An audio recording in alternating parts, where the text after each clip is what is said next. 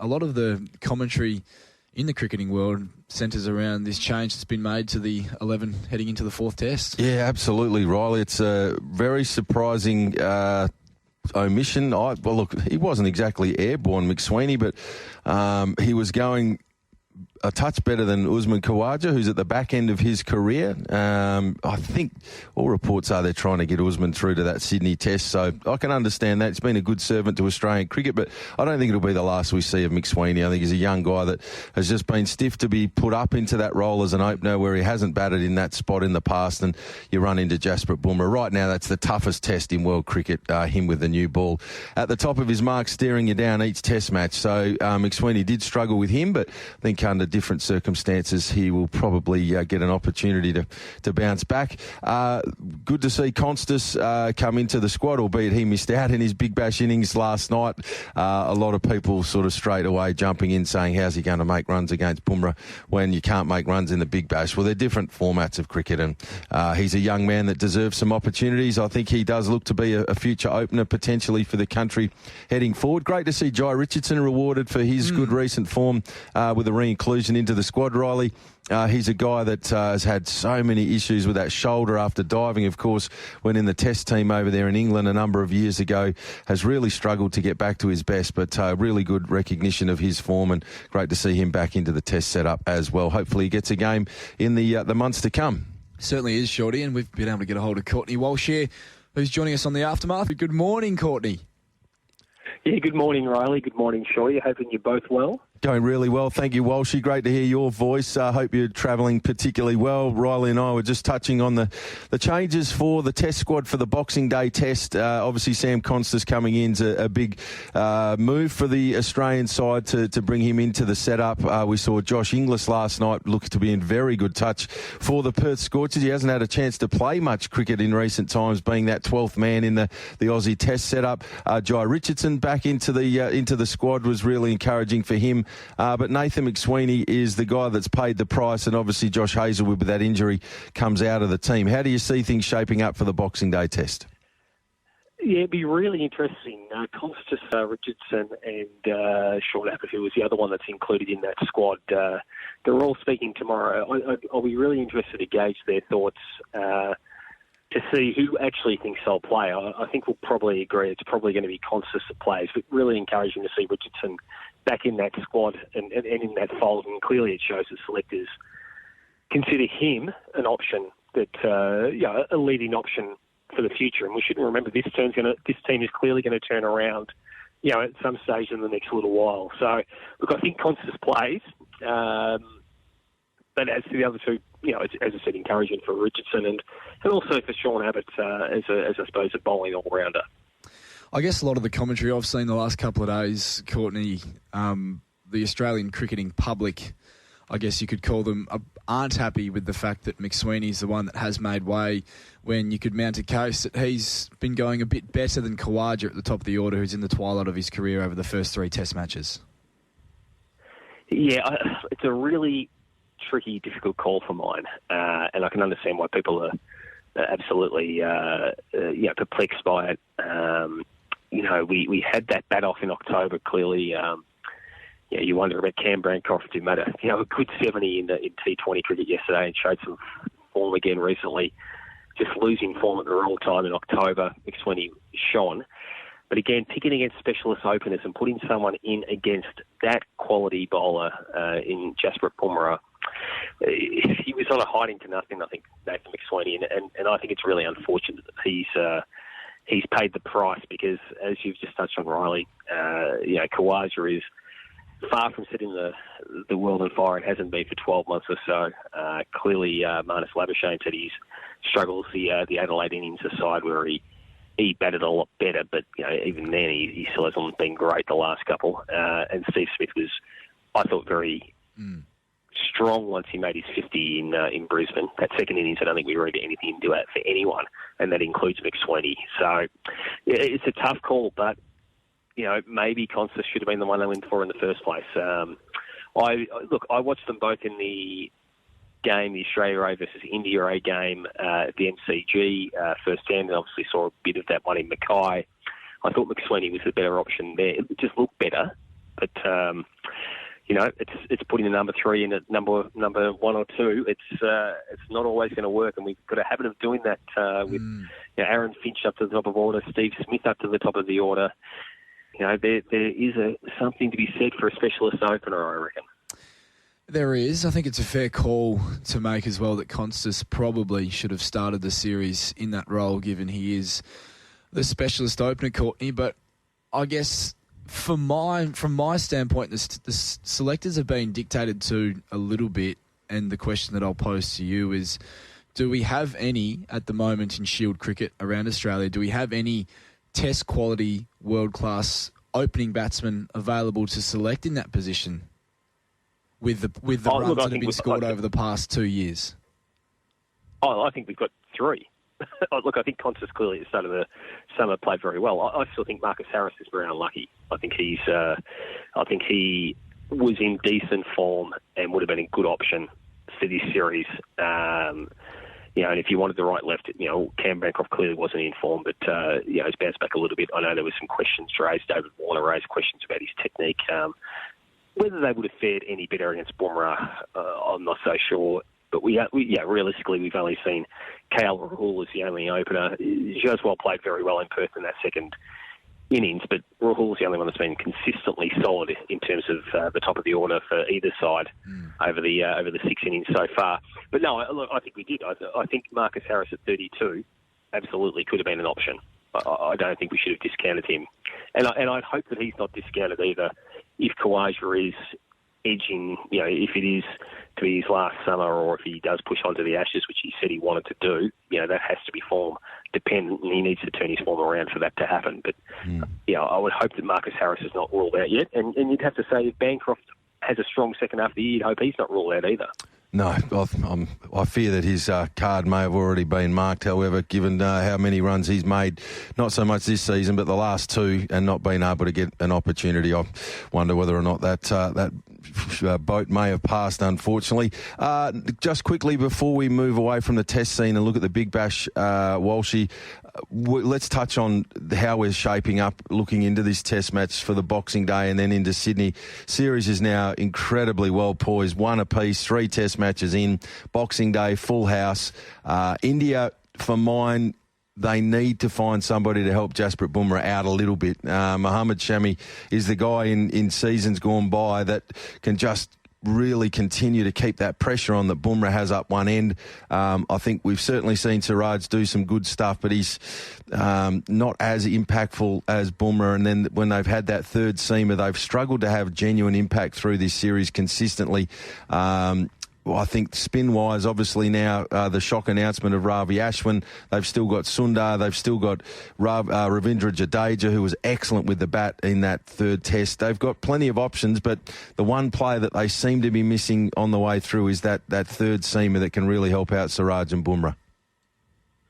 Yeah, I mean, obviously, Harshit Rana, I thought, was actually decent in Perth, but then, really tailed off his performance in Adelaide. I thought Deep was okay at different stages. Clearly he was good with the bat in that first innings a few days ago in Brisbane when he was able to steer out of trouble. But you're right. I mean, Siraj has taken, 13, 14 wickets. So it's been an interesting one. I think they're just so vastly overshadowed by Bumrah, and clearly the goal for the Australians is to survive. You think probably Deep keeps the spot there. The Aussie A batsmen, I'm told, were very firmly of the belief in that Australia A game that he was the pick of the reserve bowlers. They thought he was the one that would, if a spot became available through the summer, and Shami obviously not being here and not fit enough has been a big blow for them for the Indian attack. But I think Deep will keep his spot because he was, I think that was the feeling among the Australian guys, the reserve guys, that he was probably the pick of the bowlers. So I'm sure he plays again, and he was good with the bat in Brisbane, so I'm sure he plays at the MCG. Whether they go with 2 spinners, be interesting. Whether Sundar comes back in to partner Jadeja, I'm not so sure. That'll probably obviously happen at the MCG, but whether that happens at the MCG, it'll be interesting to see. One thing you do want to do on Boxing Day is win the toss and bat. it's going to be 38 to 40 degrees in Melbourne, so it'll be an absolute scorcher at the MCG, and you don't want to be in the field, particularly given a fairly sharp turnaround to the SCG. So there's going to be a lot riding on the toss. It's going to be very, very hot in Melbourne on Boxing Day, and it'll be interesting to see. But I would think that winning the toss will help you go a long way towards victory. Big Bash action yesterday, Walsh. We got a bit of a shock seeing our boys in orange get turned over there yesterday in Hobart, taking on the Hurricanes. They were dominant in their first win, the Scorchers. The Hurricanes were putrid up against the Renegades, getting bundled out for 70-odd, but 2 days can be a long time in Big Bash cricket. The Hobart Hurricanes turning things around, and the Scorchers had a really nice platform with Inglis and Turner at the crease. Inglis was unfortunately run out. And then late in the piece, Matty Hurst, he's really struggled his first couple of games with the Scorchers. He soaked up 10 balls, only scored 6 runs at a time where he really needed to be proactive and score some runs. In the end, they just didn't get enough, 6 for 155, the Scorchers. In response, the Hurricanes, Mitch Owen, this is a career-defining innings potentially for this fellow. 101 not out off 64 balls, 5 sixes, 9 fours. Shy Hope batted really well with him. They scored the winning runs with some 4 balls to spare, but this is potentially a career-changing knock for Mitch Owen. They've been looking for help, and obviously with Matty Wade going down with that calf injury, the door's open. Mitch Owen's really taken the most of this opportunity and looks to be a fellow that can certainly strike the ball very cleanly when he gets set at the crease. And when you make runs early in a series as well, as you said, it can really build a platform. You don't know the opportunities that'll be on offer for you down the line, but if you can excel in the Big Bash League, well, clearly, we've seen Sam Constas, who was there for a duck, last innings before the test in a couple of days, basically earned his recall on that 50-odd he made in the first one. So you don't know what happens for Owens on the track. It couldn't have had it based on form that Hobart would win that match. The Scorchers have won 7 of their last 8 against them leading into that. As you touched on, were very good, strengthened by the inclusion of Inglis, who clearly hasn't played a lot of cricket in the last couple of months, but has been around the Australian team and clearly getting a lot of time in the nets. It just could not have had that form reversal. That run out was critical. Not the only batsman that's down the bottom of these struggling in terms of soaking up runs. We've seen that a couple of times already where players are struggling to get off the mark or certainly score at a run-a-ball tempo. But that's clearly an issue and something that you would think the Scorchers selection hierarchy will look at because you can't be having that at that sort of stage of an inning. So interesting times. You would still have the Scorchers as a favourites, wouldn't you, I think, to win it, given the history and the depth. But yeah, not one that you want to, not a loss, not a good loss early in the season to interrupt that momentum. It was a bit of an interesting selection call as well. They left AJ Tye out and went for an extra batsman. Now, that surprised me because you have a look at the end of the game and Kipper Connolly's ended up going for nearly 10 and over, 4 overs, none for 39. Lance Morris was very expensive on the night. They really used the pace that he brings to the ball and cashed in on that. Berendorf, the only one to take wickets, 2 for 21. He was elite as always. But yeah, I just didn't think the balance was right. It was really weird that they would leave out a specialist bowler and leave someone like Matty Hurst in the team as a batsman when you already had Nick Hobson there to play a similar role deep into an innings. I was a bit surprised with their selection call there, but it's always easy after the game. And just quickly, Walshy, this other game last night, my goodness, the two Sydney sides, Benny Dwarshuis, the big, goofy-looking left-hander, he's now done this twice in 2 games, late in the innings for the Sydney Sixers. He's come out for the boys in magenta and just cleared the ropes. And last night, I think it's something like his last 15 balls, he's hit 4 or 5 sixes. And last night, that second last ball of the innings, needing 7 to win off 2 balls, and he just goes, I'll just hit this one out of the park and make sure we only need a single off the last ball. If you've missed the highlights, get a look at this. That was massive from Big Dwarshy there to round out the win for the Sydney Sixers overnight there, Walshy. Be fair to say that the sweet spot in his bat is about as big as NG Stadium. It must be because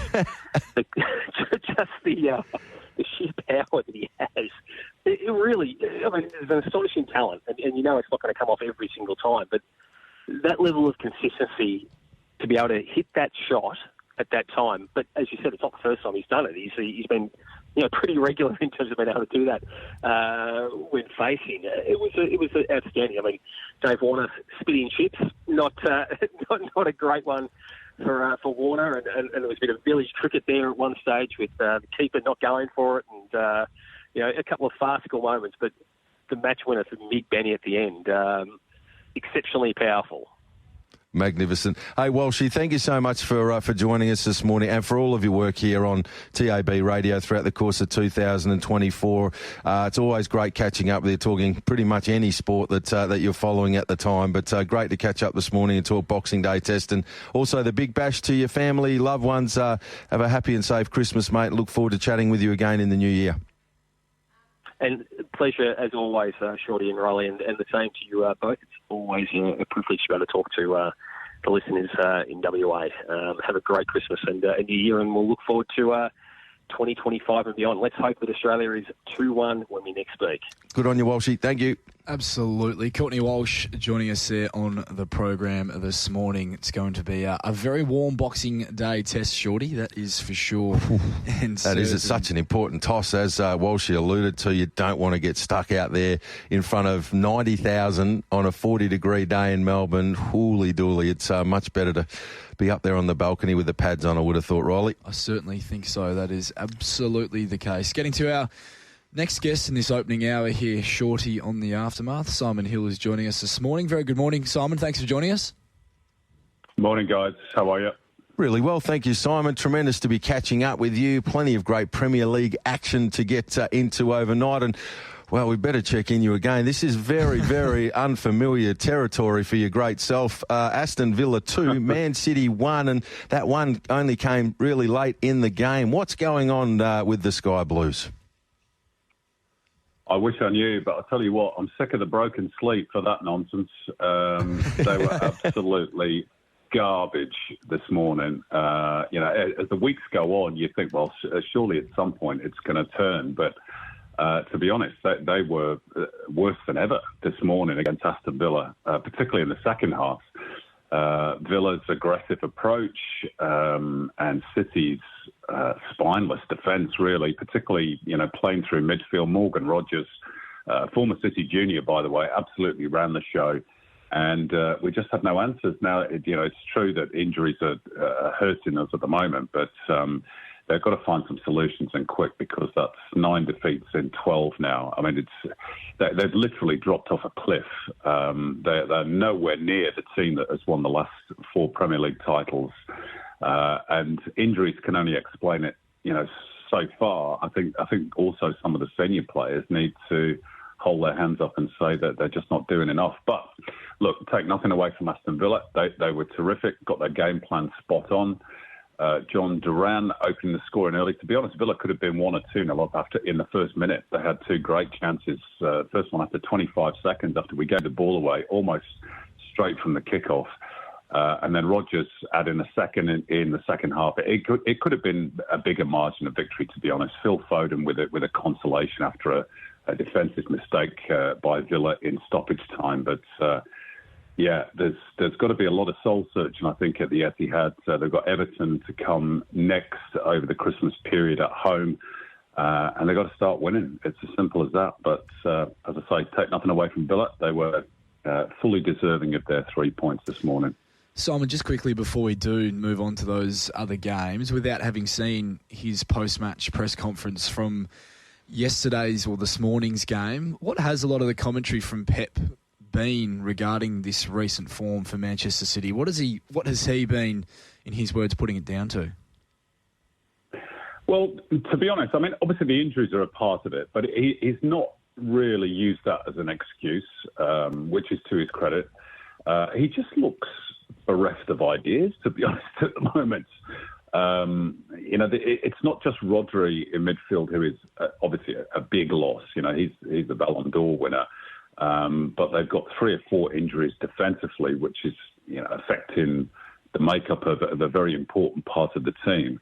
But he's been honest and said that maybe he's not good enough. I mean, there's even one or two rumours he's offered his resignation at City, which has obviously been turned down because he's won so many trophies over the last few years. And I have no doubt that it will turn, but, it's getting to the point of the season where it's no longer about the title race for City. It's about staying in the top four. That's how bad this run is. So he's got to find solutions. There's a big January transfer window coming up. I would imagine, provided he's got the money, which I assume that he does, he will go out and spend pretty big.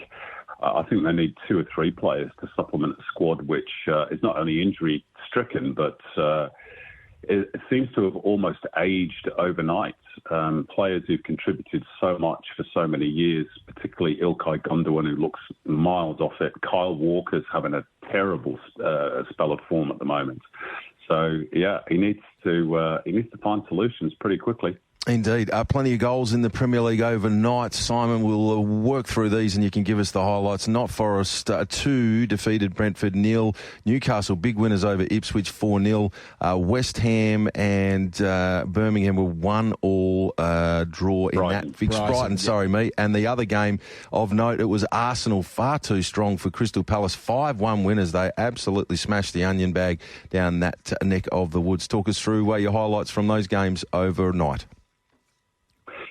Well, let's start in South London. Arsenal moving to within 3 points of the summit, albeit having played a couple of games more than Liverpool. A really dominant display. The second time they've beaten Palace, by the way, in a week, because they won against them in the Carabao Cup to move through to the semi-finals. And another couple of goals for Gabriel Jesus, which is a big bonus for Mikel Arteta. He got a hat-trick in that Carabao Cup win, so that's 5 in a week against Palace for him. Kai Havertz, Gabriel Martinelli and Declan Rice with the other goals. Ismail Assar had briefly drawn Palace level at 1-1.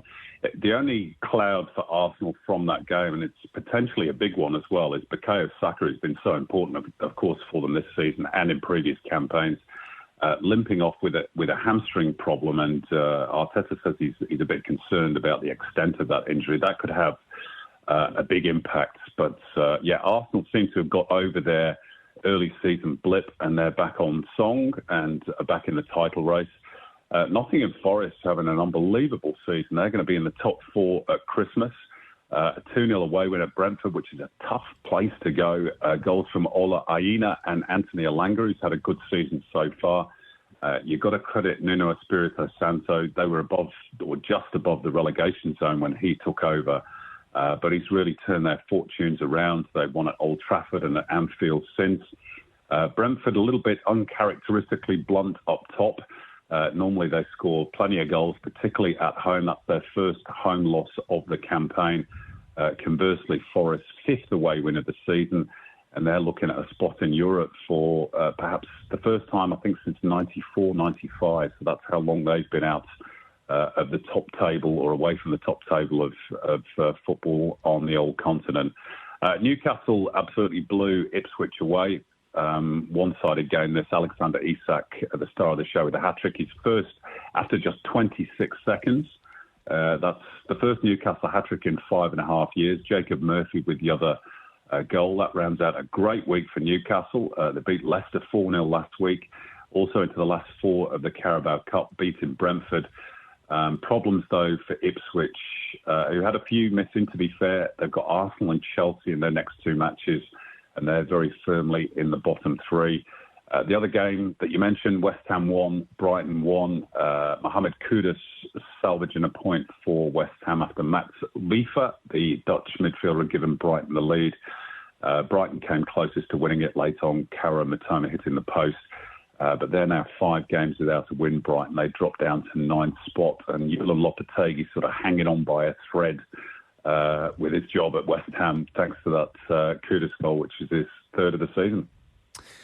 Simon, looking a bit more locally, obviously I think you'd be hard-pressed to find a team more desperate for a win than the Perth Glory yesterday, and they were thankfully able to get the job done, defeating Brisbane Roar 1-0. Yeah, it was a game that, to be brutally honest, hit every branch of the ugly tree. It wasn't pretty, but it doesn't matter. when you're that desperate for a win, obviously they've gone 18 matches without success, Glory, since February. Since strangely they beat Brisbane by 3-2 at HBF Park.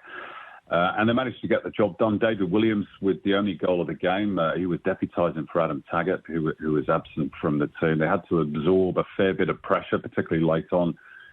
Keegan Jelicic hit the bar in the first half. Adam Zimmerino, another former Glory player, blazing over with a great chance from close range. But no matter how it comes, sometimes you just need that win. And this was one of those games. It was a fixture that had an awful lot of monikers attached to it, El Sakiko and the Spoon Derby and all that sort of stuff. But Glory are off the foot of the table, so maybe a portent of better times ahead for Perth. You'd hope so. Let's hope so. There were a few sceptics claiming it to be a Christmas miracle, Simon, but we'll have to wait and see how that goes. Wonderful catching up with you this morning, Simon. We're on the blocks. Thank you so much, though, for your contribution to this program right throughout the course of 2024. You're an absolute star. We're privileged to have you on our program each Sunday morning. We appreciate that. To you and your loved ones, a very happy and safe Christmas, and look forward to catching up with you again in the new year. Thanks, guys. Merry Christmas and Happy New Year to you and all your listeners as well. Cheers.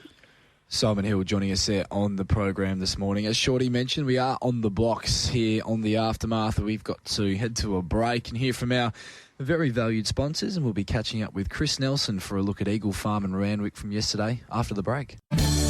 Racing and sport from different angles. You are listening to The Aftermath on Tab Radio Racing and Sport.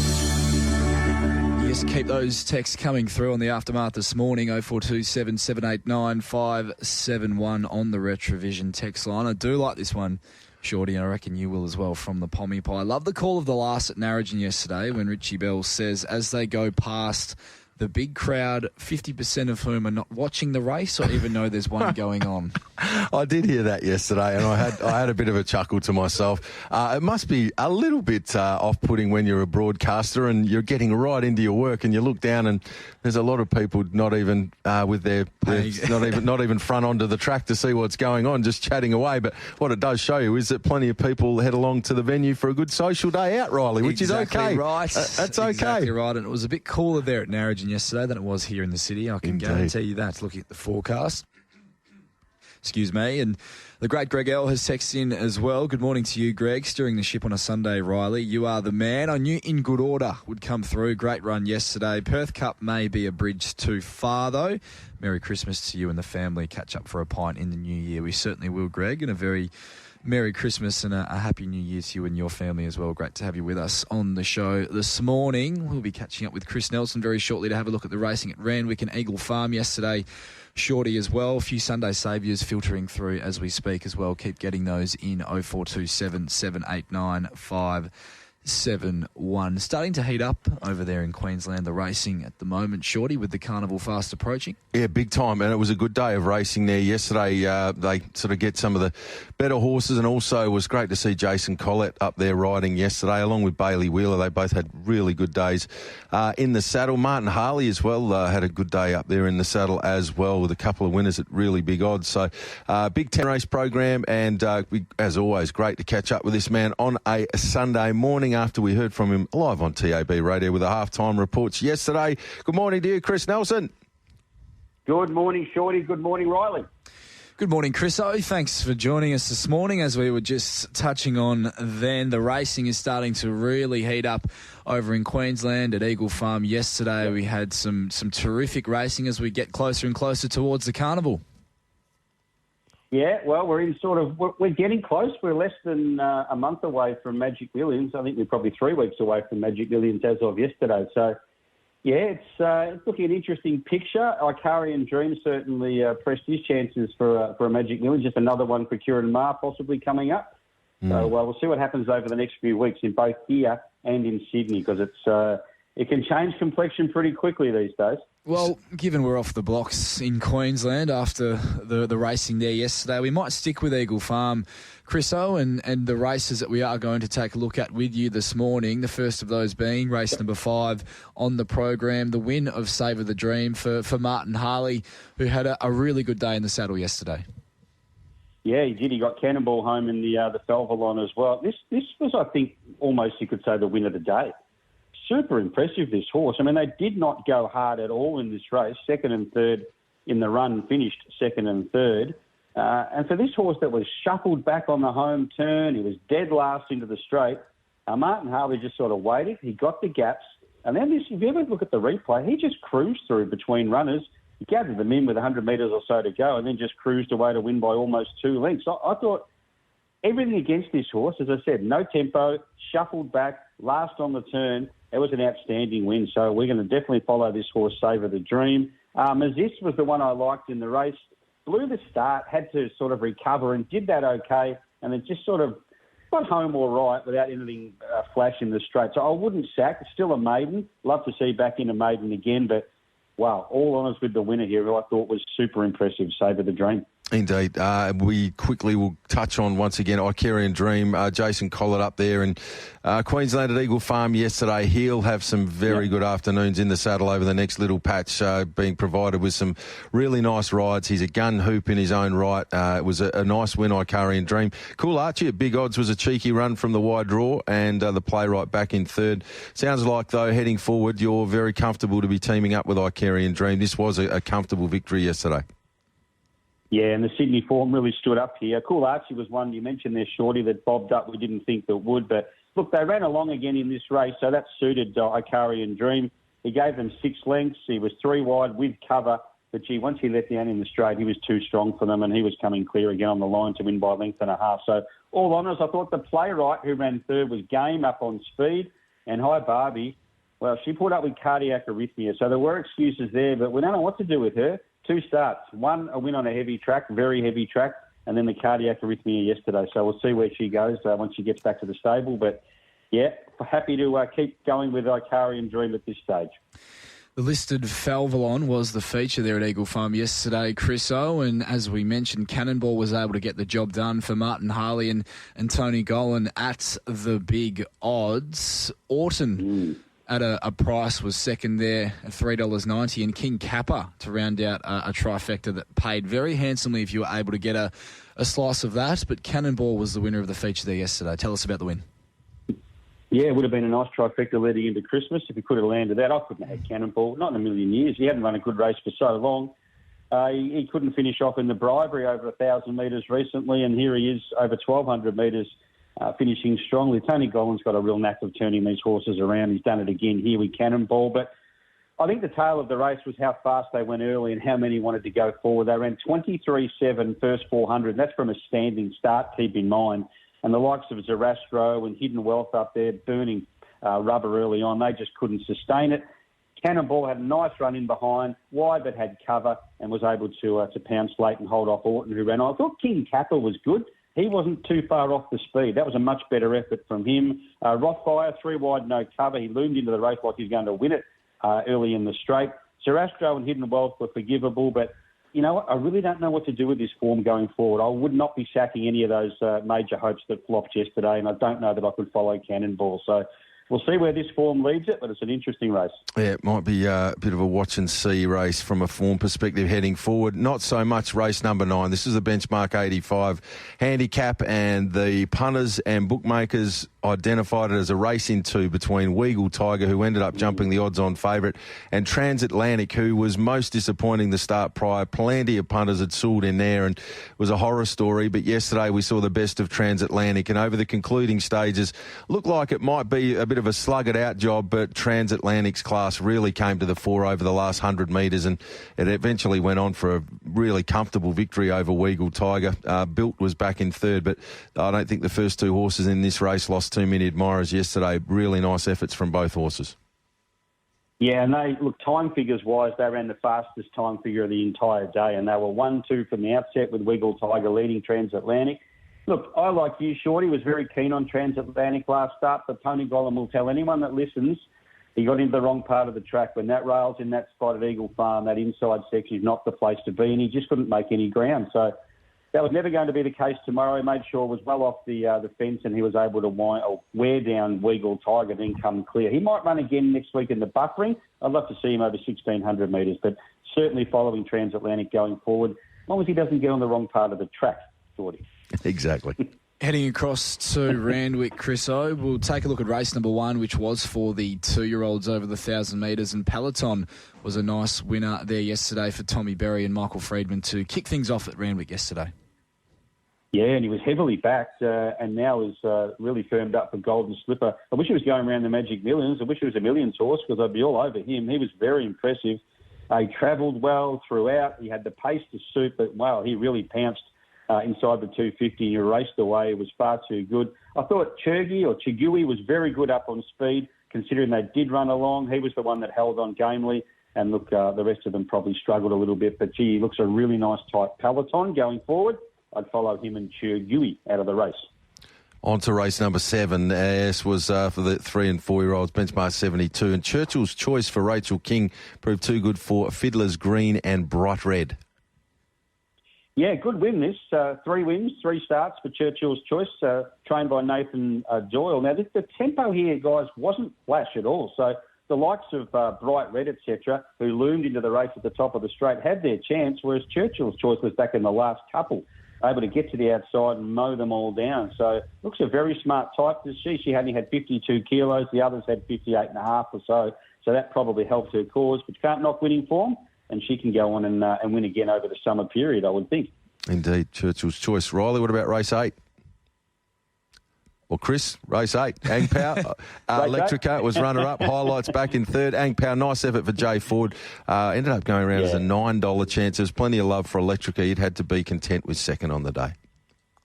Yeah, and I thought was going to loom and win the race halfway down the straight, but Ang Pao up on speed. A bit of a dash home here was too strong. They did accept the Ang Pao up here as well, so they went the right way there and stayed in Sydney. As I said, travelled really well, got past the leader at about the 100-metre mark and then held off those closers. There was an eye-catcher here, guys, a definite eye-catcher. Ex-Kiwi who won up here during the winter is now with Chris Waller in Geriatrics. Ran 6th, was last at the 200-metre mark. Really nice work late. So we will be following Geriatrics going forward out of that race. I like it, Chris. So we'll fly through these last couple of races, but I do know, being on course yesterday, a very popular result in race number 9, although the price might not suggest so. Iona Merck able to get the job done third up for Timmy Clark, and the Derby show just continued to roll on.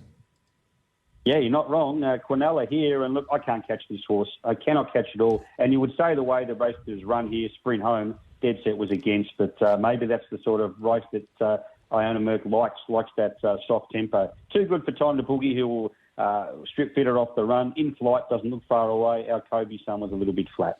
And the last, plenty of coin for accredited for Joe Pride, Chad Schofield to get the job done. Yorkshire was the main danger in the market. They slugged it out. There was a protest after the race, second versus first. Dismissed. Accredited gets the cash. Joey Pride punters go home with the money in the last.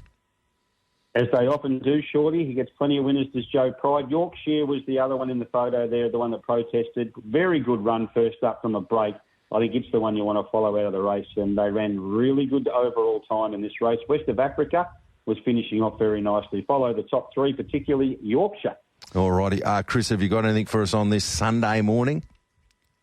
Yeah, we're going to the Sunshine Coast with a 12-metre rail today. Couple at value, race 5, number 6, Outburst. And race 7, number 3, Territory Ash. Okay, there we go. A couple of winners today from Chris Nelson. Chris, thanks very much for your time joining us on the Aftermath this morning. We'll wish you a very, very Merry Christmas, mate. We love catching up with you each and every Sunday morning. Have a happy New Year, and we'll be speaking again very soon. Yeah, love chatting to you guys as well, and wish you both and your families a very, very Merry Christmas, and of course to all the listeners. On you, Chris. On you, Chris. Thanks, mate. Chris Nelson joining us there on the Sunday Aftermath. We're about to catch up with Racetrack Ralphy Shorty to take a look at the program yesterday from Pakenham. It was the inaugural running of the Supernova there yesterday, and it was a good day for Ben Will and JD Hayes. The Hayes boys, they had a very handsome day, particularly in the feature race on the program. They had the Quinella there yesterday, Shorty in the Supernova. Arkansas Kid and Here to Shock running 1-2. It was a very tight go in that finish as well. And as we just mentioned there with Chris Nelson, Shorty, Derby Racing Syndications, they are just having an incredible period at the moment. They are syndicating winners of feature races everywhere and anywhere, and the show rolled on yesterday at Pakenham with Goldman taking out the Pakenham Cup there, race number 9 on the program. But we'll go back to the start of the meeting there with race number 1 as we welcome in Racetrack Ralphy to the aftermath this morning. Very good morning, Ralphy. Yeah, good morning, boys. It was actually a very, very good meeting. They got it spot on by including the $1 million Supernova as the slot race, and couldn't have presented the track any better. Every horse got its chance. If they were good enough and ridden properly, they were able to win. That's the way it looked on the broadcast as well, Ralphie. It looked as though the track presented in terrific order. We'll kick things off, though, as we are on the blocks with race number 1 here. It was a benchmark 74 over the short course, the 1,000 metres, and Title Fighter was able to get the job done in the opener for Jamie Mott. Yeah, there was a bit of market support for it pre-race, and it was on point. This horse, its first up profile was okay. It had one at Moonee Valley previous prep, but it took a couple of runs to get going last time in, albeit outclassed in its first one. But the money said it was going to be suited by closing speed. It just got there. I think Redute's Nice should have won. Saffy Osborne got a holiday for it, and Philosopher just needs to get to Moonee Valley. Indeed, on to race number 2, Ralphie, and here we saw the Phillip Stokes trained Sweethearted breaking through for victory. A couple of nice efforts to finish runner-up. The 2 prior starts broke well in fine style there yesterday, taking out this benchmark 74 over the 1,200 metres. Yeah, so Shorty, good morning to you. Stokesy just put a note to self. Pakenham Cup Day, Stokesy puts the black shorts on, and he's very hard to beat, isn't he? So it was dominant. There was probably, I reckon, there was 5 winners yesterday that will be in for a big summer, and not the 2 main races either. This is one of them. The market screamed here that while it was obviously unlucky at Moonee Valley and too far back, but on the bigger spaces circuit, it was going to come to play. It just smashed them. Romney Domum, I think I've got right. It just didn't come up after its 1 barrier trial and putting the tongue tie on, so forget it, and it'll no doubt be spelled. But Sweethearted would be the only horse you want to follow out of this race with confidence. Favourite got the job done in race number 3. Samango continued the terrific start to her racing career. She's put 3 in a line for Jordan Childs and Graham Begg. Yeah, an older. I mean, I don't know what the issue was where she missed a lot of racing, but as an older mare, that's a concern, the late drop-off. And Chevelle Chic, I think, like Redute's Night in the first, and they don't pay on should have won, but I think on this one pretty confidently should have won, and heard Stokesy after Deacon won saying that Stacky Odom won. So this horse just powered home when finally out of traffic. I think Samangu wouldn't be surprised if they freshened up off the way it finished there, but it's got genuine speed, that's for sure, or maybe just back to 1,000 metres. Chevelle Chic is one of the horses that got beaten that you could follow a fair bit of confidence. There wasn't much market support for it pre-race and ran accordingly. On to race number 4, and here we saw Divus Romulus over the 2,500 metres. Came in with really consistent form for Nick Ryan, who continues to do a wonderful job with his team. Placed its prior couple there at Moonee Valley over the 2,040 up to the 2,400 when runner-up behind Cadava, and then broke through for a nice win yesterday with Craig Williams aboard. Yeah, and as I said to you guys on the Sunday, on the day that he was in the wrong lane at Caulfield, with the rail back to true and the wet deck, he didn't want to get too far out, which it was. And as you said, with Cadava winning it one again last week, it wasn't hard to find. Look, it was a blanket finish, but as with the last race winner, the winner's the only one you want to be on. So due to the mid-race move, it was greatly disadvantaged and was still able to win. So I think it's got another win in store for it, really putting together a nice little profile. And wouldn't it all be surprised with the weight drop they go to the Bagot, and it runs very well. Deacon was able to get the job done in race number 5, Ralphie, off a pretty luckless run last start, it's fair to say. Yeah, 100%. And also it was in the market, and it was a mile up to 2,000, whereas a couple of these, like Samuel Langhorne, Dublin Journal, was in the 2,000 race that day that was a murderous tempo. You didn't think they were going to go overly hard yesterday. It didn't matter. And the market said that this horse had thrived. So post-race, heard Phillip Stokes say that they might even have a throw at the stumps towards the Adelaide Cup. It's benchmark 78, but it's got the profile as an import that's going to just keep improving. It just smashed them. So the others, Blake Shin didn't have a good day yesterday. Wouldn't have been surprised if he walked away with 2 or 3 or 4 winners and said he had none. And Actaeon was one that was just too far back. I think Actaeon can rebound staying in this class at 2,000, but out of this class, Deacon's the only one you want to be on, and he can follow this horse with a bit of confidence. He's a pretty smart stayer. Yeah, really put the stamp on things late. That was an impressive finish and looks to have more in store. Ralphy, race number 6.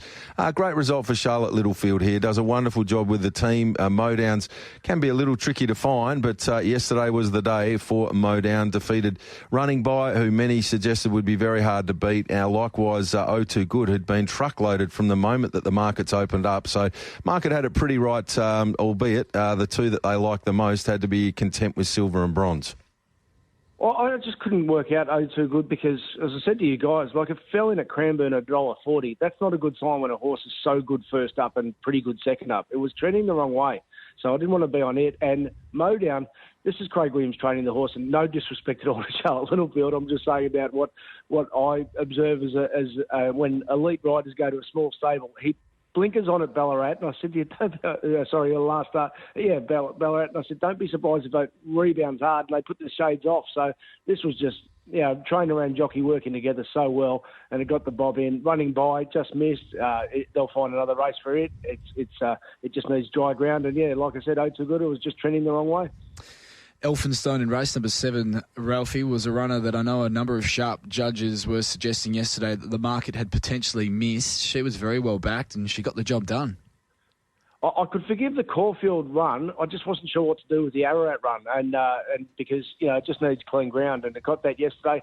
It was super and really, really strong. I think it's got more wins in store. Earlier in the year, and it's a previous prep at Bendigo. It ran super in the Guineas and then won at Caulfield and had smashed her maiden in. So I just couldn't quite work out that Ararat Cup defeat. But as you said, there was a bit of market support for it at the big odds, and it just put a space on them. Smoking Princess, I think, needs 2,000. Madge from Bullwinkle's going okay again for the new stable. So there might be a few winners out of this in benchmark sort of range, but Elphinstone, they'll certainly be able to find another race, given this is only benchmark 78. Indeed, we'll fly through the last couple. The Supernova was a cracking race. Gee, Here to Shock's been a good horse for connections. Really nice win. The Hayes boys on fire. Cornellaing the race with Arkansas Kid back in second. And Chawton Lane was a cheeky run back in third. Yeah, it was another unlucky runner for Saffy Osborne, so I'll be quick, but because it's grand final day, and both with this and superb front-running ride by Bo Mertens on Goldman. I'm not sure about horses to follow out of either of these two races, even though they were clearly the best two races on the card. What it did tell you was a big fundamental. Nadal was always going to get back, and 1,200 to 1,400, you just weren't sure about what it could do. And I think in time it'll be a sprinter for sure. So Nadal's one we can follow back to sprints off a freshen, I think, and that Pakenham Cup will be reasonably strong for the Baggett. I think Miramussa's it was just in an impossible position where it was. Did a huge job to just miss out. The last race there, the Open, it was a blanket finish, but like I touched on earlier, this is the horse you want to follow out of it. It did a huge job to get to where it got to and just get the bob in, because that mid-race move was dead against it, and it was still able to win, having seen Vince Cardi's daily sectionals figures. So for horses to follow, the main winners were Sweetheart, Deacon, Elphinstone, and the Open in the last race. Like I said, those two main races, they were good quality. Not too sure about horses to follow, though. Concur with you there, Ralphie, regarding the Open in the last. There, a horse to follow from that meeting at Pakenham yesterday. Ralphie, thanks very much for your time on the Aftermath this morning, and each and every Sunday for that matter. We love catching up with you and going through the racing over your neck of the woods in Melbourne from the Saturday. Have a very Merry Christmas, mate, and a Happy New Year, and we'll speak again in the new year. Yeah, good on you, Rylie. Good on you, Shorty. Have a great Christmas to your families, and also to all the fantastic listeners that we banter with each and every week. Love your work, Ralphie. Racetrack Ralphy joining us there on the Aftermath, racetrackralphy.com.au for all of his racing content. It's 7 o'clock, time to head to the news. You're listening to the Aftermath on this Sunday morning. Racing and sport from different angles. You are listening to the Aftermath on Tab Radio Racing and Sport. Keep getting those Sunday saviours in. 0427 789 571 on the Retrovision text line. Our next guest loves a Sunday saviour. Shorty, that is for sure and certain, as we welcome in Brad Hardie to the program this morning. Very good morning, Bradley. Morning, Roddy. Good morning, Shorty. Not last Sunday, Shorty. We didn't like it. We were home for all money, Rylie, at $21. And I don't know what happened. I'm still shaking my head, Shorty. Still shaking my head. Wacky things can happen sometimes, Bradley, on a race course, particularly when it's the last leg of a multi. You do see some crazy stuff go on. We thought we were there. we better explain to the listeners, Riley, because our third leg was one of Gerald and Sterling's, and it was travelling beautifully, wasn't it, Shorty? The 150-metre mark can't be beat. And he just gave it a little one around the rump, and it might have got somewhere near the genitalia area, and it started to move left, Riley, and then he tried to straighten it up, and then it moved left further and threw the race away in the end. Couldn't believe it, but anyway, It's gone to the paddock, and it's going to get a neck for the job. So that's karma for you, Shorty. Bradley, you're a cruel man. But it will hopefully straighten it up next time. It looked to have the race shot to pieces before losing concentration late in the piece.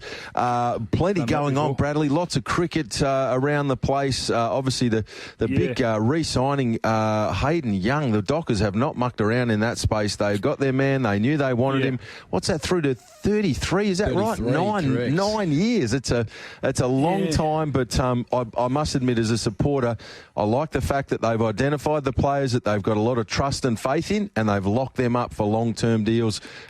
Put it quite simply now, it's over to the coach and the players to deliver. They're going to have this squad of young talent go through till deep in their career. If they're any good, they're going to get a chance to do it together.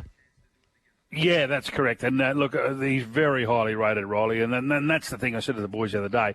And don't be mistaken, it's heavily weighted in the players' corner, Shorty, because what can happen? I mean, because he is a non-West Australian, as we know, he's an interstate recruit, and if things aren't right in 4 or 5 years, there's always those. The good managers these days, anyway, have in a little clause saying, well, if we've got an option to get out, but he's the future of the club. There's no doubt. And I said the other day, probably not thinking it's controversial or anything like that. I believe that he'll be the next captain of Fremantle. They're waiting for him one more year. I reckon Pearce will do it next year again, and then that'll just tread water, and that mightn't be really good news for Caleb Sarong or Brayshaw, who both would be great captains as well. I'm tipping that the 2026 season, I reckon we'll see that Hayden Young will be the captain of Fremantle. I think the club wants that. The boys love him. He's a fine player. He's developed nicely. I was trying to find a player in the league that was similar. Callum Mills comes to mind, Shorty. You started on a half-back flank, Callum Mills, and we said, when is he going to move to the midfield? Him and Heaney was at one end, Callum Mills at the other, and they're both in the middle now. Callum Mills is now captain of Sydney. And the thing about Young is that not only was he getting his 25s, Riley, he was kicking goals. And make no mistake, the last 4 rounds for Fremantle, when they didn't get the job done to make the 8, he didn't kick a goal. So that's how important he is to Fremantle going forward. I would have thought he's arguably their best player. And he's just a beautiful kick, for that matter, as well, Brad. He's one of the best distributors by foot I've seen in the competition. Yeah, well, look, he's not quite. I'm not going to put him up there yet, and he's sort of a bit like Nat Fyfe, like he's got that ability to roll forward. He's not going to be a key target up forward, but he can roll around as a half-forward flanker, Shorty. You know what I mean? He's got that ability. He's got that nimbleness, and he's a beautiful kick, as you say. And if he kicks goals, if he has a stellar season, he's going to be certainly a very prominent player in the top 20 in the competition, without a doubt. A very, very important piece of the puzzle for Fremantle heading forward, that is for sure and certain. Brad, any other footy news as we close in on Christmas? It's an exciting time of year for many, because you go in as we turn over from 24 to 25 with a clean slate.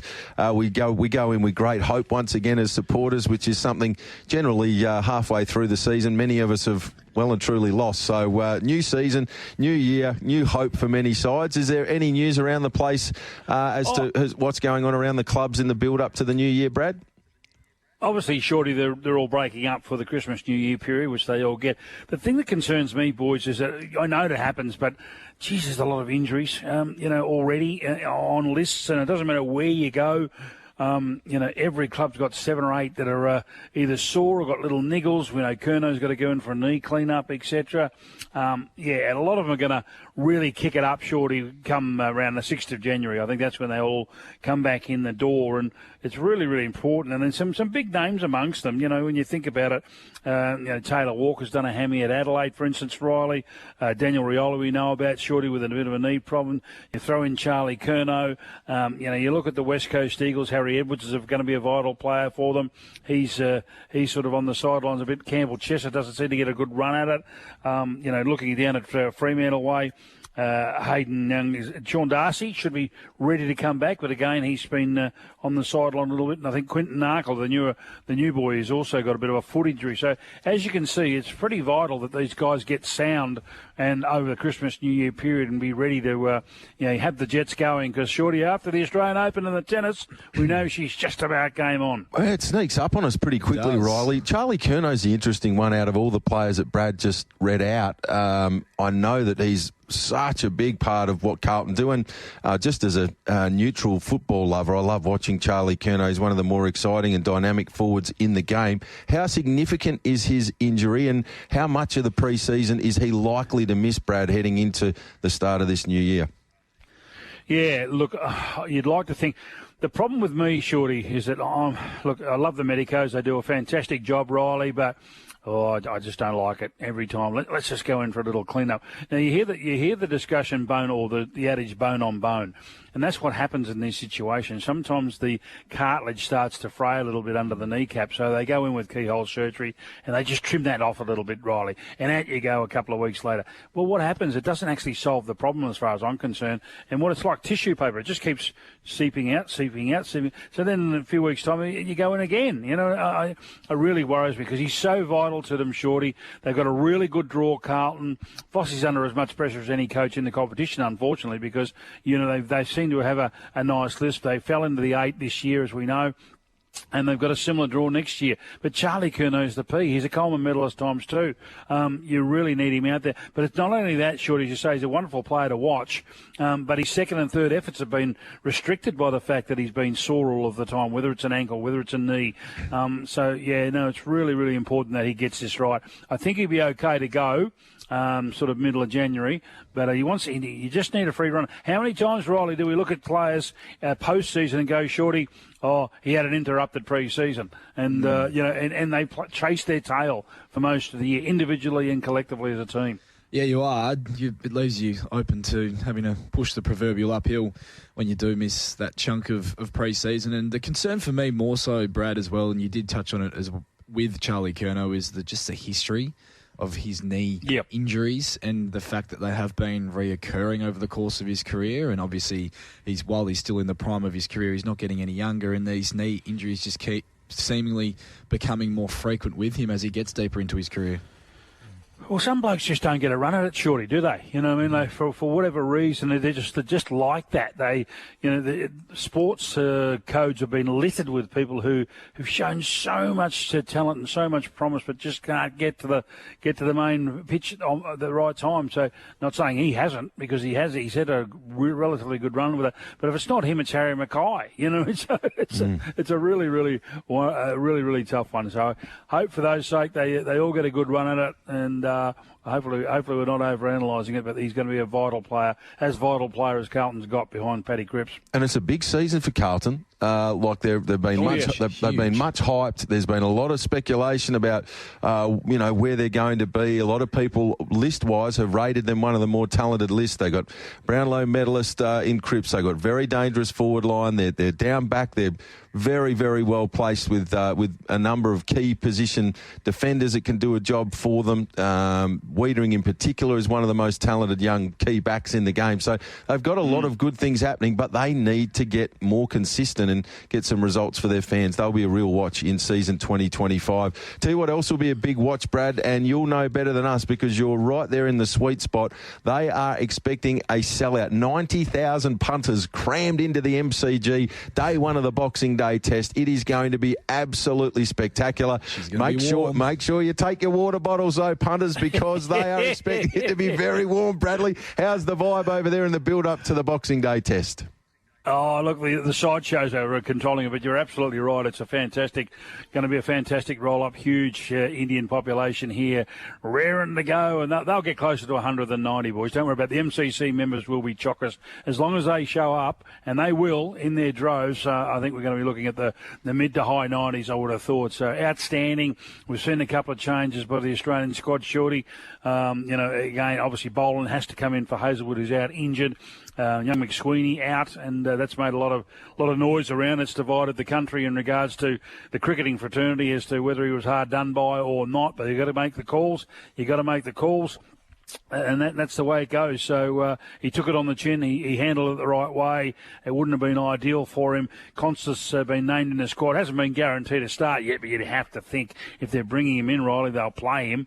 If they're not going to, that'd be bizarre. So from my point of view, really, really looking forward to it. I'm hoping. I've got a great little mate, Adam from Stratton, who's an Indian.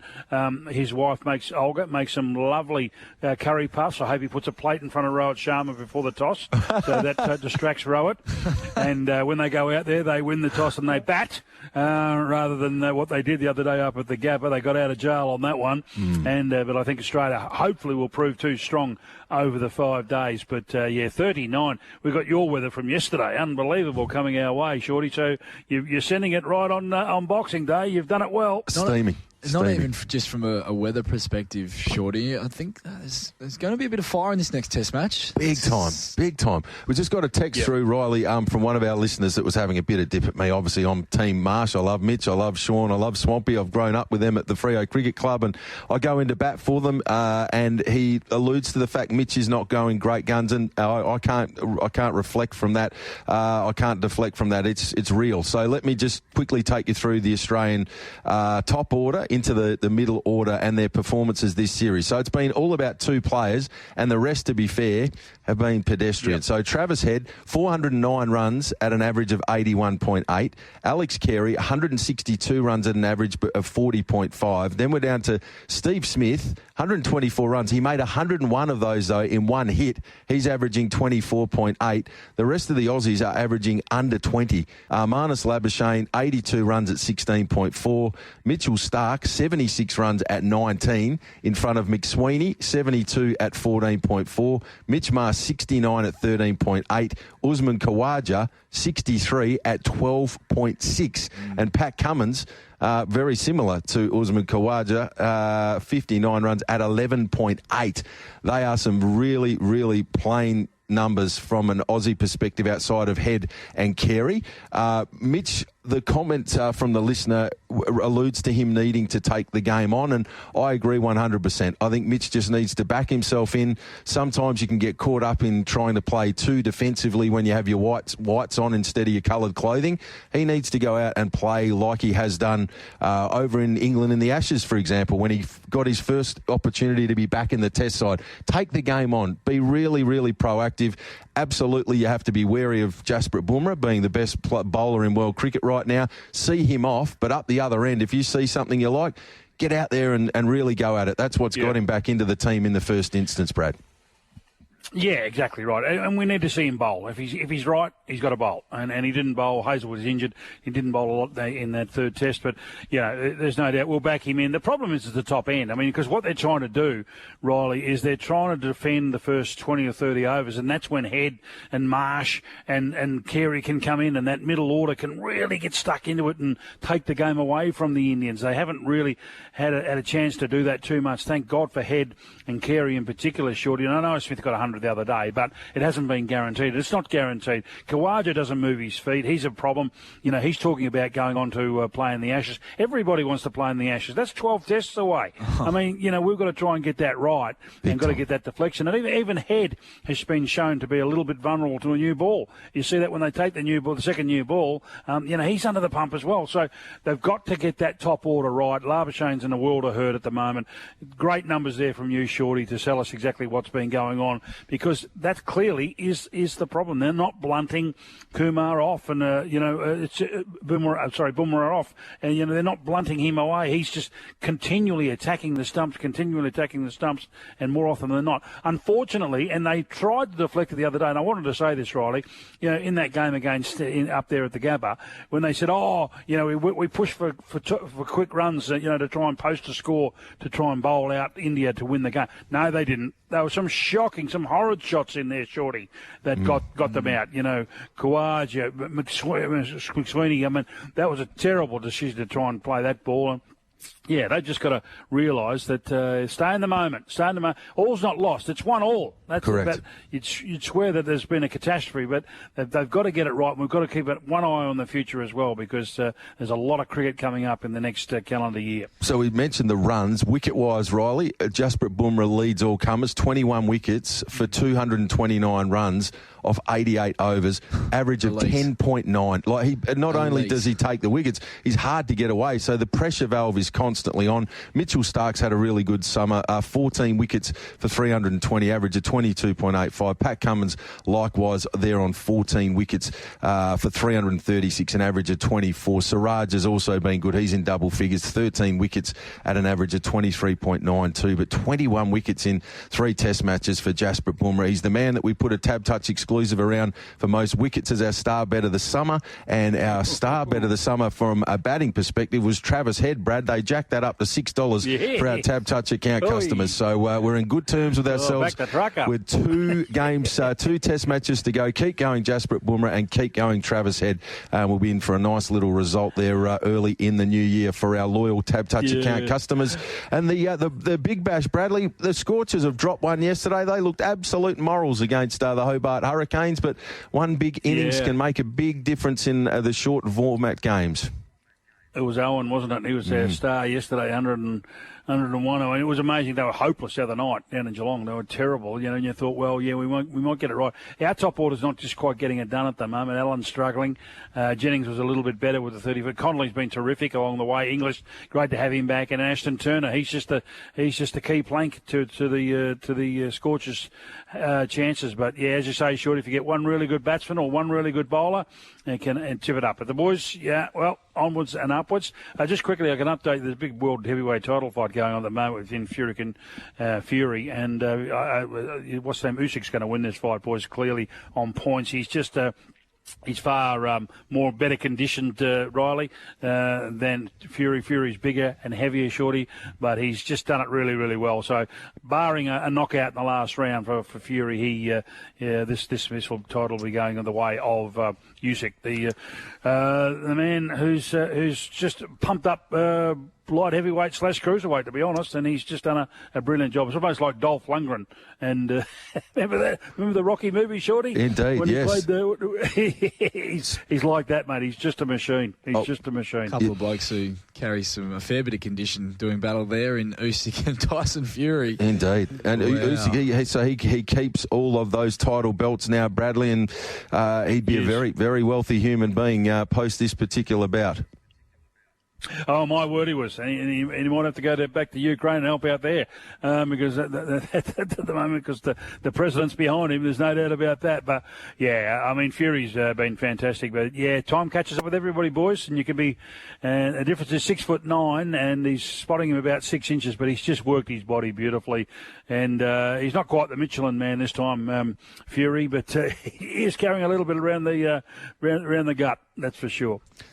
Plenty still to come the next little bit. Scorchers next in action, Rylie, on Monday, 4:15. They are $1.75, the Renegades 2.10. Today in the Big Bash, Brisbane Heat 185, Strikers 195. Then on Thursday, it's the Sydney Sixers 161, Melbourne Stars 230. The Perth Wildcats on the road once again for this 7-game streak where they're away from home while they're using RAC Arena. They face the toughest test in the NBL this morning, 11:30 tip-off, Bradley. The Hawks $1.43, 285, the Wildcats Wildcats, line betting at 5.5. Speaking of those Tab Touch exclusives, Bryce Cotton has been on an absolute heater of late, and the exclusive is around him to score 30-plus points. He's actually scored 40-plus points his last 4 games, and that for Tab Touch account customers with the exclusive is a very decent jacked-up price. So if you like a bet with Bryce Cotton, you can team up with him there today to score 30 or more. Head to your account and have a look at the Tab Touch exclusives. Boys, I heard Darren talking about it yesterday on the coverage, and you started early yesterday. Could that be a thing? Could that be a thing? I didn't mind that yesterday. I was worked in perfectly with the Eastern States racing. I know it's been long held that racing in Perth or anywhere else, for that matter, really starts after midday. But that worked quite well yesterday, Shorty, I thought. It was an early start. It seemed to be a really good crowd. I'm not sure long term. I think the novelty of it maybe worked for a one-off day like that, Riley. But I think it'll work from a wagering perspective, and it'll be interesting to see the numbers once they do filter through. But more so the facts of the first race, 9 a.m, 12 p.m. over east, over in Melbourne and Sydney, the middle of the day on a Saturday, where lots of people are sort of, at the pub, in their own homes, having a flutter. It's interesting to see how having the brunt of our racing and our best racing through that middle part of the day over east, and how that translates to wagering turnover. But yeah, I'm sure Mac would be more than happy moving forward with a couple more earlier finishes. That doesn't surprise me one bit. Oh, Shorty, you'd be right up your alley. We should right up Shorty. Shorty could go to the races at Ascot at 9 o'clock and down at Fremantle Cricket Club by midday.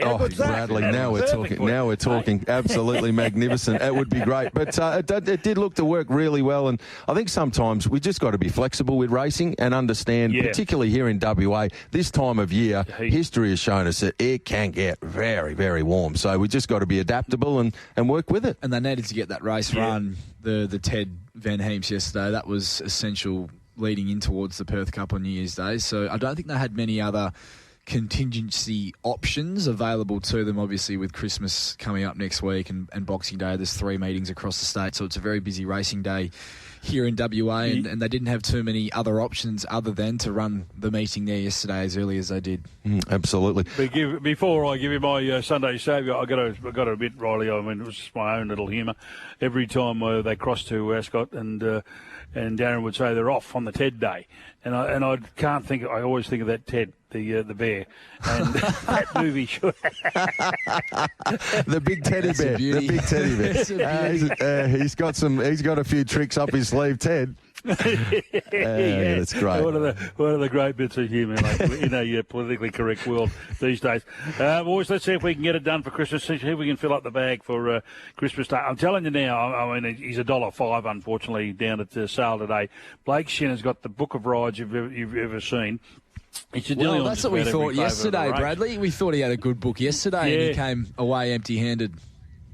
I don't think he'll be coming away empty-handed today. I think he's certainly in the zone today. You're not going down to Sale for a holiday. I can assure you of that. It's a fair way away from Melbourne. I'm going to Sale race 2 though. Number 9, Amara Valencia, Shorty, will kick off there at $2.40. Race 2, number 9. Race 3, number 8. He's on this first starter called Charismatic, $2.70. For the Hayes boys, and then we'll go to the Sunny Coast race 2, number 1. Tony Golan, aren't they in the zone, those boys? Midnight Spirit at $1.70, put in, take out there. So race 2, number 9, Amara Valencia, $2.40. Race 3, number 8, Charismatic, $2.70. They're both at sale. And the Sunny Coast race 2, number 1, Midnight Spirit, $1.70. It's $11 there, boys. So hopefully we can have a little fill up for Christmas. And Shorty, you and I will be working through and talking to the boys on the daily and also the aftermath. But I'll just at this point, I won't talk to the aftermath fans until next week. Hope they have a wonderful Christmas and a happy New Year, and we'll certainly hopefully backing many, many winners, boys. Magnificent, Brad. Back at your good self, all the Hardie family, and of course, from all of our listeners. We love hearing your thoughts on all things sport right throughout the course of the year here on TAB Radio. From my perspective, it's a relationship that goes back some 2 decades now, Brad. It's always a pleasure working with you, and we wish you all the very best for a happy and safe Christmas and many more winners in the new year. Go the Bulldogs. Yeah, exactly right. And don't forget the Morts, Group 1 Morts. He's a beauty at Retrovision. You got the Nude Nut, 1-800-100-100. We keep saying it, Rylie. He can do things the banks can't. And don't forget Frankie Lee at Ross's Auctions. He's also a beauty statewide. And many love and thanks to Sophie too for a wonderful year again. Catch you next Sunday, and I'll catch the boys on the daily during the week. Beautifully done, Bradley. Have a very Merry Christmas from the team here at TAB Radio. Brad Hardie joining us there on the Aftermath. We are going to Racing and sport from different angles. You are listening to The Aftermath on Tab Radio Racing and Sport. Rush into the bar has been relegated to last, but for the main there's only 3 lengths from the most of the field behind Maricino as they come into the home corner from Sox Nation. Now Johnston Porter with his move on Numerian, and In Good Order sweeps around the outside. Let's Gallivant waits his turn back behind them but can't get a run, and now to the outside Casino 17. In Good Order reaches the lead from Numerian and In Good Order on the outside with his head in front. Numerian won't go away. Let's Gallivant coming late, but In Good Order scrambled home, won it by about a half ahead to Let's Gallivant diving. Numerian Casino 17 behind them, followed by Rush into the bar, Sox Nation. Yes, it was a very tight finish, and it was a war of attrition late in the race, Shorty, in the heat yesterday, but In Good Order was able to get the job done and come out on top in this year's edition of the Group 2. Ted Van Heeps and Danny Morton joins us on the Aftermath this morning. A very good morning, Dan, and congratulations on the result there yesterday.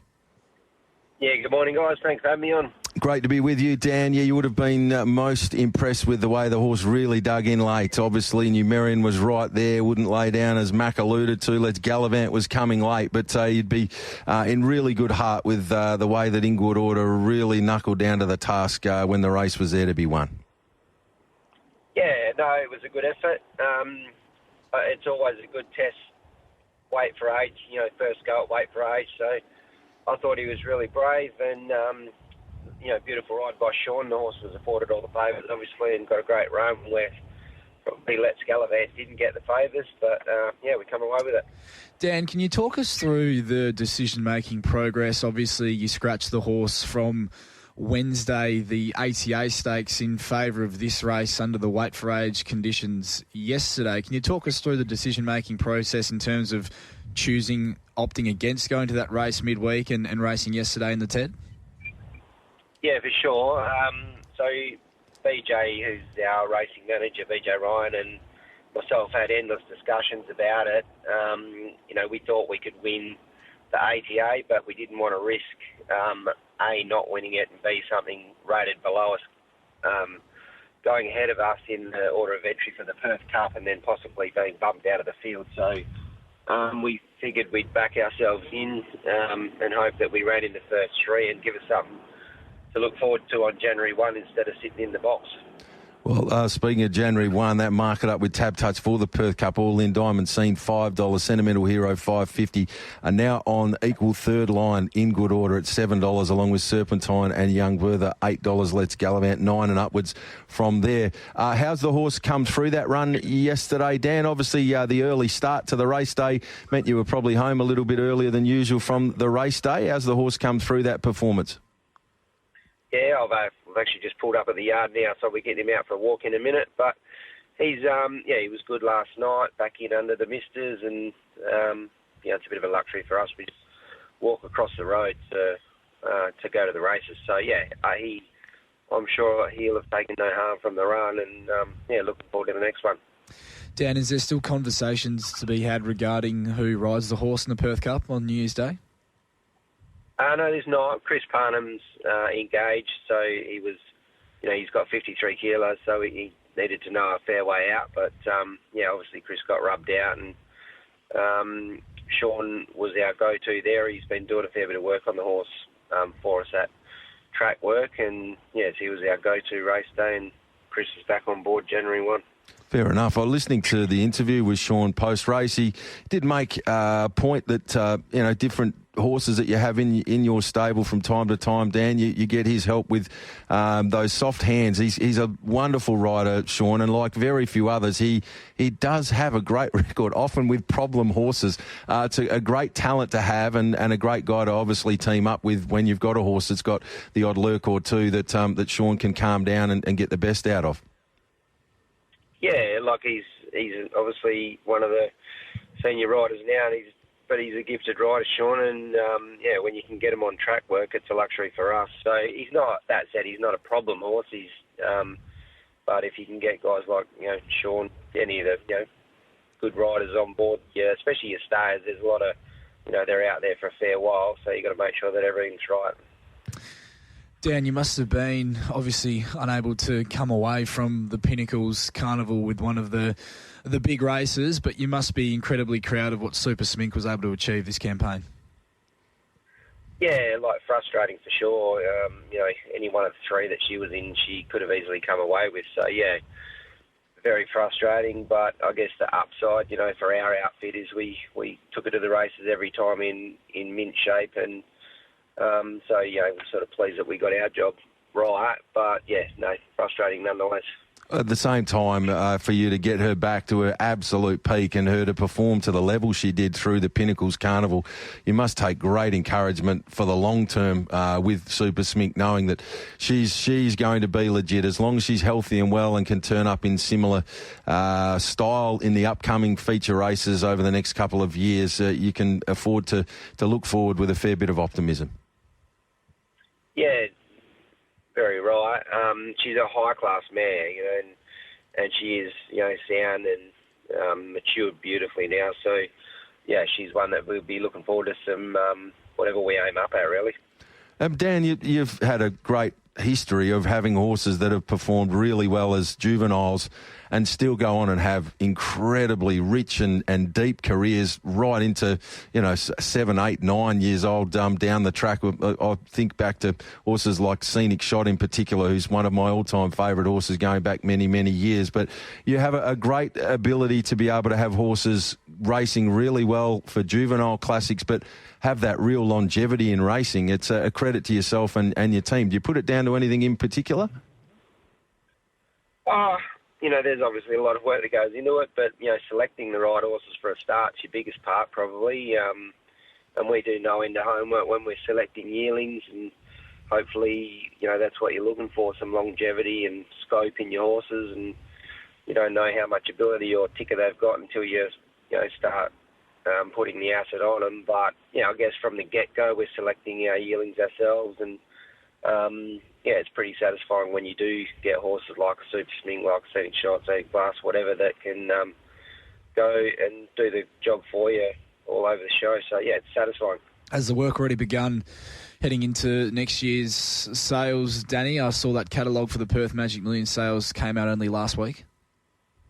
Yeah, it's like getting the best book for Christmas, that one. I look forward to it every year. So, it has. We've already started sort of wheeling around, having a first looks at a few of the babies, and obviously breezing through the catalogue. So, it's an exciting time of year. I love yearling time. And you would have been, no doubt, delighted with the performance from Golden Opera yesterday in the West Speed Platinum Plate. It was a good day at the races to have your horses performing well, and this 2-year-old daughter of a lot was very good behind the much-hyped Castle Road. A win looks to be just around the corner for Golden Opera. Yeah, no, she was a great little debut. It was obviously Paul's horse had to, not be right on the day to probably get beat, but we went confident with her, and I think whatever we saw yesterday we're going to improve on. So I'd like to think she might be around for a Magic Millions. Her mum won a Magic Millions for us, and she's sort of in the same vein. Hey, Dan, just one off the text line from Ross this morning. He's asked if Super Smink's a horse that you can look at freshening up and bringing back in for a crack at a quokka potentially.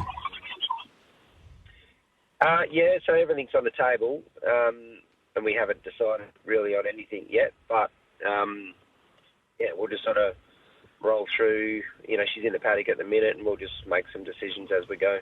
Beautiful. Beautifully done there, Dan, yesterday with In Good Order and onwards and upwards towards the Perth Cup. Congratulations on the results and enjoy the rest of your weekend. Thanks for joining us on the show. Thank you. Thanks for having me on. Cheers, Dan.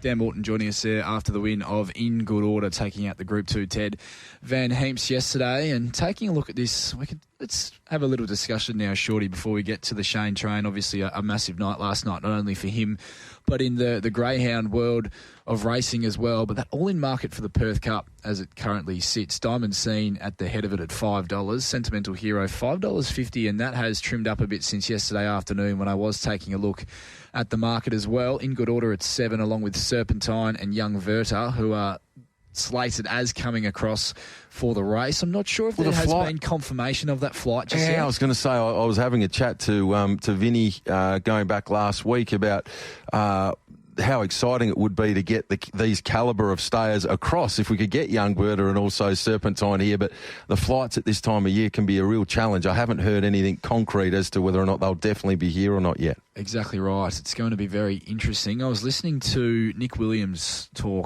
an interview last week, and he was saying that they'd absolutely love to come across, and they're doing everything they can to arrange transport for the horse, but they are sort of stuck in a little holding pattern, I believe, at the moment. So, wouldn't that be something to have Team Williams across here? I mean, Lloyd and Nick Williams. I mean, Lloyd Williams, you have a look at his record in the Melbourne Cup and, feature races on the east coast of Australia. He's teamed up with some of the biggest names in world racing to have amazing success. For them to want to be a part of Perth racing for our Perth Cup, and it shows you prize money speaks all languages. When you've got the prize tag there, a lot of people are keen to come and have a look at it. But I think it speaks wonders for the confidence in WA racing at the moment, that people on the East Coast are prepared to throw their hat in the ring. And big names, we're not talking about the Williams names, are not a small name in racing. For people like them, for people like Annabelle Neesham, for Bjorn Baker right the way through. We've had Kieran Maher across here. Like, the big names in Australian racing are signing off on coming across for the pinnacles and being a part of our big carnival each year. And I think it's really exciting. And they're going to keep coming back. Absolutely, especially the blueprint. Well, it's the foundations have been laid with the success that these Eastern States stables have had over the course of our carnival, taking out all three of our Group 1s this year particularly, but they've also had prior success over the last few years as well. So I think with the prize money boost, that there's going to be some more, or stables are going to see some more opportunity moving forward to bring some horses across, Shorty. Yeah, which I think is great. I mean, the more the merrier. We have got horses here that are talented enough to beat these East Coast Raiders. So, no, our local industry members aren't laying down saying, we're going to give her the money away each year. There will be plenty of times in years to come where we have horses well and truly good enough to knock off these East Coast visitors when they come across and try and milk the money. But them just being here, looking at the big picture, is wonderful for WA racing. Helps to give great exposure to the sport across here. Brings across the best jockeys in world racing as well. The likes of James McDonald, Craig Williams, they all come across carnival time. So, yeah, it's wonderful and exciting to see. Certainly is, and case in point, I think as well, Shorty, heading to this year's Perth Cup. Obviously, haven't done the deep dive yet into some of the form around these Eastern States Raiders, but I would suggest on what we have seen to date thus far that there's one horse in that market that, for me, sits clearly ahead of the pack of the local chances, Shorty, and I'm very, very confident that Sentimental Hero is going to be very, very hard to beat on New Year's Day heading towards that Perth Cup. Do the punters step in now? Do you think the 550 will last, or do you think that'll go off? Well, it's funny you say that, because I was looking at the market yesterday and $7 was available for the horse yesterday afternoon, but that has trimmed up over the last, I'd say, 12 to 18 hours. So there's been a few punters who've said, that's probably enough for me to get involved there with Sentimental Hero. Was luckless in that ATA on Wednesday. Should have won the race. Just got stuck in a very tricky spot on the back of the leader, with Clint Johnston Porter giving Diamond Scene one of the best rides you'll see from the barrier that he drew in that race on Wednesday. Shorty, it was funny. I caught up with Clint earlier in the day after he rode the name of the horse that he rode to win earlier on the program escapes me, but I said, what's the thought process and the plan from the barrier here? And he goes, well, I'm not sure how many more good rides I can give this horse from Tricky Gates. And he's given him another 10 out of 10 in the ATA on Wednesday to take out that feature race heading towards the Cup on New Year's Day as well. Speaking of informed jockeys too, just wanted to give a quick shout out to Lucy Fiore. She is in wonderful form in the saddle right at the moment. So keep up the great work, Lucy. And always been a huge fan of Sean O'Donnell, and that was a great result. Well, obviously, we've spoken to Dan, but also wrapped there yesterday to see Donga aboard in good order. He's had so many issues, overcoming injuries and spending time on the sidelines. And as you know, Riley, when you're a jockey, unlike most other humans that have to do it tough and be on the sidelines with injury, they can't afford to just live the good life and work through 2 or 3 months where they're doing their best and eating and drinking what they like. They have to maintain that really good shape so they can come back. So it's really challenging, and he's maintained a really positive outlook the whole way through. It's one of my favourite humans in the game, Sean O'Donnell, and I was delighted to see him get the cash there yesterday in the Group 2. Ted Van Heemps. Absolutely. A couple of text messages coming through regarding last weekend Sunday Save Your Winner. We are going to get to that very shortly, but before we do that, we're going to get to our next guest, Shorty. It was a very big night in the greyhound world last night, and we're going to just quickly, before we get to our next guest, have a listen to a replay that I think he's going to very much enjoy reliving. Racing, Iconic Jet's going to get clear air early. Great speed out from Honey Zen. Warm Cockles has gone forward. Iconic Jet gets up to second. Railing was Zipping Minaj. Out the back, we've got Michaelis along with Yogan Bale and Seagull Rock to the back. It is Honey Zen joined and passed by Iconic Jet, who raced to the lead. Back to third was Zipping Minaj. Then came Warm Cockles and then came Spring Coin. But Iconic Jet is sailing away with a lead. He's out by 3 lengths on Honey Zen. Charging Warm Cockles, but Iconic Jet got home. Half a length Warm Cockles, another bottler of a run. Honey Zen ran third. Fourth across the line. Excellent performance handed in by the West Aussie Iconic Jet there last night on Group 1 Phoenix night at the Meadows. The trainer was there trackside lapping it up, the Shayne Train Williams. Hello, Train. Congratulations. A super effort last night there by Iconic Jet. Early doors was sort of closed over a little, had to muster and work really hard, but through that first corner, rolled to the top, and then there were some strong closes late, but the dog really dug in. It was a super win. Well done to you. Yeah, good morning, Shorty. Good morning, Riley. Thanks for that, boys. He got the job done last night, Shorty. It was a good, tough win and more tradesman-like. He normally sort of just rolls straight to the front, but yeah, he had to sort of work for that one last night and burn a lot of petrol tickets up the back to get past that leader, and was a little bit wanting in the end, but I think he'd sort of burn a lot of petrol tickets to get to the front up the back. So yeah, very happy. Train, tell us a bit about the night itself. Obviously, it's become such a massive event with the prize money on offer, the Phoenix. How was the experience there being on course last night? Yeah, right. It's a great event. It's similar to the Everest where me and Shorty went to earlier this year. It's not just a race meeting. It's an event. You just get crowds there that you've never seen before, young and old, and everyone wants to be a part of it. It was just a great night. They put on a great show, and had a ball. And I'm paying for it this morning, boys. Sounds like you're a little rough, but we appreciate you picking the phone up, Train. Let's talk through the feature itself. The Group 1, the Phoenix, the richest greyhound race in the world, $1.65 million, $1 million to the winner explicit. We spoke to Jason Thompson after the recent Melbourne Cup victory. He alluded to the fact that this will be the dog's last run there last night. It came out and did them proud. A stunning effort to defeat Smooth Plane, Daisy's Rory and Scalacci. Explicit now is off to stud, and being a son of Bernardo, looks to have an incredibly bright future in store. It's earned millions on the track and now looks set to earn millions as a stud dog heading forward. How valuable is this chaser for Jason Thompson heading forward over the next few years? Yeah, well, first of all, Shorty, it's done an amazing job last night because it's not easy to win off the 8 at the Meadows, and in a high-quality race like that, I sort of thought it might struggle from out there, but again, I got that one wrong. But he's been an outstanding dog. He's been in all the big finals, and yeah, he didn't win many earlier in the year, but he sort of cashed in late in the year. He's won, 2 of the biggest races we have on the calendar, and you're right, Shorty, like Bernardo's not getting any younger, and I think he'll just take over his mantelpiece as a stud dog, and I'm certainly going to be using him as well. So hats off to Team Thompson. They bought their own slot, they put their own dog in it, and that takes some cooners doing that. So congratulations to them. Absolutely, and they've got the ultimate reward, $1 million for winning that race there last night with Explicit. It certainly pays for a few doggy chocks. Good prize money. Covers a few doggy chocks on the way through, that is for sure and certain. And now set to have a truckload of girlfriends knocking on the door for a little bit of business at about $4,000 a throw every time they come and pay you a visit. It's not a bad life that Explicit will be leading heading forward, that is for sure and certain. Train, outside of that, Iconic Jet, the dog itself, very good at winning last night. I know that you've got some other nice races on the radar for this dog in the next little patch. Talk us through what the preparation for Iconic Jet is over the next sort of 3 to 4 weeks. There's a race in Sydney around the corner you might be aiming up at? Yeah, there is, surely. The Sydney Derby.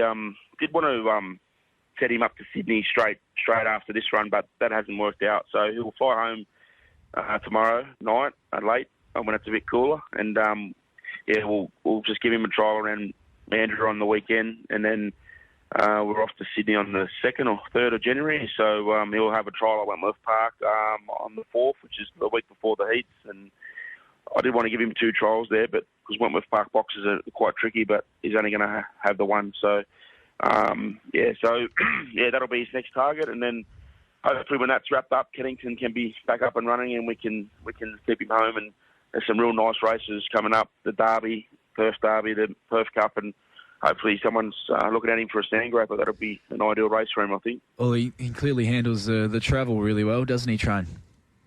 He handles it better than me, Rylie. But it's actually good for the dog because, and I've got to give big credit to Brendan. He's looked after him for the last month or so, and blokes like them, you don't really have to tell him what to do, but just got to tell him his little idiosyncrasies that he's got. And he even said to me this week that he's much better this week. He's settled in a lot better, and he's sort of fitted into their routine and system much better this week. So. That was good to see, and he's only a young dog. He's only just turned 2, and I think he's got a big future ahead of him, hopefully. Yeah, he has indeed, and it will all stand him in good stead, all these different travels and experiences that the dog's had at different tracks heading forward. And you had a good Friday night as well. Curious Georgia took out the free-for-all at Mandurah, ran into some really nice types, the Sunset Nightjar, Sunset Peppy, Aston Nero. They all drew inside with that good early pace, but Curious Georgia just burnt them off. And I thought the comments of Ryan Levitsky pre-race were really, really indicative of how much respect there is for this bitch that you've taken charge with. She's now won better than 50% of her races since arriving in your care. She's been a pinging machine. She's had 13 starts track and trip for 10 wins and 2 placings, and she was electric out of the boxes. And Ryan gave her the compliment that he can't remember seeing many better beginners in all of his time calling greyhound racing. Yeah, she's just airborne, Shorty. We got her, I think she won 6 from 13 when she come over, so she had a good CV and took us a little while to work her out. But now we've just worked her a couple of times a week, and she just loves that Mandurah 400-metre trip. And Birthday Cup in 2 weeks is her target. We did give her a little break a couple of weeks ago just to get her ready for that. And I thought last week she might have been a bit vulnerable, just been a little bit underdone. And I said to the owner last night, she should be sort of cherry ripe tonight and next week, peaking for that Birthday Cup. It's a really good race to win, and for dogs like her, they don't get that opportunity very often. Shorty, 400-metre race worth $60,000 to the winner, so we've got to have a peek in for that, and hopefully she can get in the final. And I think Benny Damon said he might come over and watch her, so he loves her, and she's going to make a good broody when she's finished. Yeah, absolutely. Guy from Fox Sports that does a lot of the boxing, and many of our listeners would be familiar with Benny and his work in the sports media, and he's a very proud owner of Curious Georgia. And the other feature last night, Wise Barra, the Anniversary Cup winner over Aston Costello. Bezecchi had no luck from the 4. Uncle Tommy back in 4th. Well done to the house camp with Wise Barra taking out the 50th year Anniversary Cup down there at Mandurah. Train, we'll let you go and pop the head back on the pillow, mate. Thank you so much for taking our call this morning. Well done with Iconic Jet overnight. We'll look forward to seeing him at Wentworth Park, having a tilt there at the features early in the new year. And with Curious Georgia aiming up at the Birthday Cup. Good luck. Thanks, boys. Have a good day. Shayne Williams joining us there on the Aftermath this morning. We are trying to figure out the winner of that Sunday Saviour competition from last weekend, Shorty. We'll get to that very, very soon. We are On the stroke of 8 a.m, the boys are in the studio for Racing Rewind already. So they're looking a lot fresher than what the train was sounding, it must be said. Exactly right. No, I think the train, as he rightfully should have, enjoyed himself last night, Shorty. I can tell you, having been on a couple of tours with him, he does not cheat himself. So while the pain may sound significant this morning, he would have had plenty of good times overnight to make up for a little bit of pain today.